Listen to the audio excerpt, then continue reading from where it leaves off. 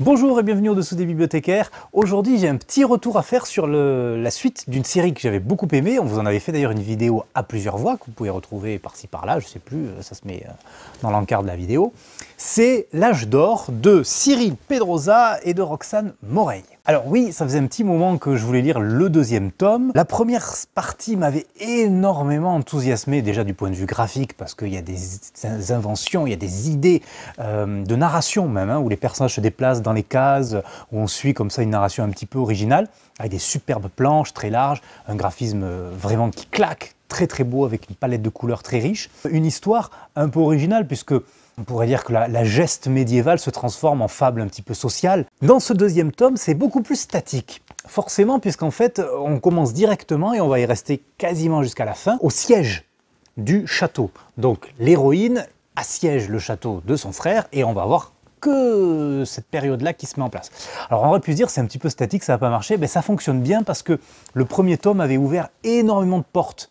Et donc pour les refermer toutes et pour arriver à trouver l'arc narratif qui va nous permettre d'aller au dénouement final, que je ne dévoilerai pas quand même, je reste là, eh bien il fallait un petit peu poser les choses, mettre les personnages face à face, les retrouver et leur permettre du coup d'avancer et d'arriver à ce dénouement et à ce fameux livre qui est L'Âge d'Or, qu'elle récupère d'ailleurs à la fin du premier tome, qui est censé être un peu magique, mais j'en dis pas plus. Qu'est-ce qui m'a plu dans la narration? Déjà, le personnage principal, elle devient particulièrement antipathique. Alors qu'au début, on la suivait plutôt comme étant... Elle est plutôt du côté de la justice.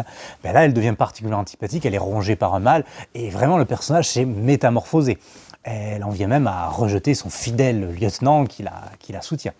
On a aussi la mise en avant des personnages secondaires du premier tome, qui étaient ces gueux là, qui passent un petit peu à droite à gauche. Mais là, ils deviennent assez importants. Je ne dis pas pourquoi, mais notamment un des personnages un peu simplés qui va avoir en fait un rôle assez crucial. Je suis peut-être un petit peu moins enthousiasmé par le deuxième tome quand même que par le premier. Voilà, il fallait fermer toutes les portes, elles étaient très bien ouvertes, il les ferme très bien, c'est nécessaire d'avoir les deux tomes pour avoir l'histoire complète. Ne refusez pas d'aller jusqu'au bout, il est un petit peu plus court d'ailleurs que le premier.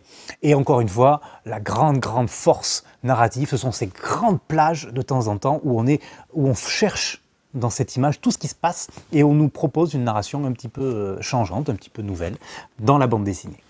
Voilà, c'était donc aux éditions de l'Air Libre de Cyril Pedrosa et Roxane Moreil, L'Âge d'Or. Si ça vous a plu et si vous avez lu les deux tomes, parce que ça fait un petit moment qu'il est paru, n'hésitez pas à partager votre avis en commentaire, partagez la vidéo également, likez, suivez-nous, c'est tous les jeudis soirs à 19 h qu'on vous donne rendez-vous pour nos coups de cœur, nos animations et bien d'autres.